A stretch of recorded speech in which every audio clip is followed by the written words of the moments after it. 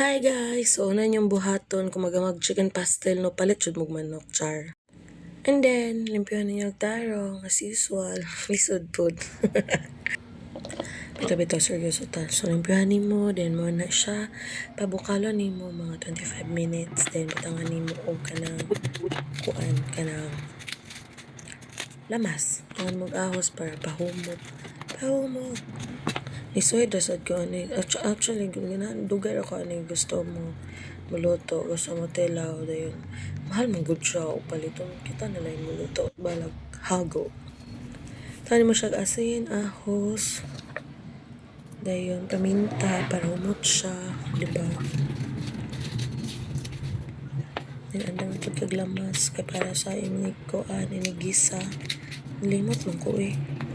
Basta guys, lantaw mo sa video. Mailhan na gid nga dili ko anad og kusina tan-awa lang gud na akong kinuhanan sa sibuyas hasta ahos unsa pa na diha. Maila ra gyud nga dili ko anad og kusina.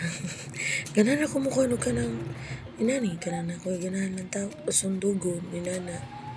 Masuya gani ko nang ubang yung kahibalo muluto. Bakla sa ko ani.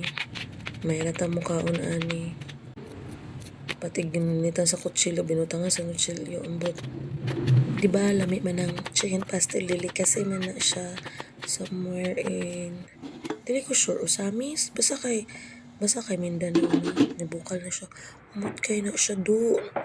Umot kayo.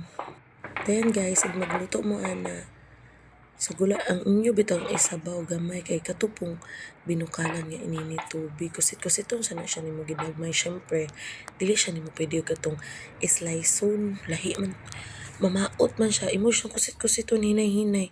Kana medyo kuan pa siya kanang wala kayo pabitaw kay nahumok ang karne niya. Pero okay na siya. Makusit na jud siya.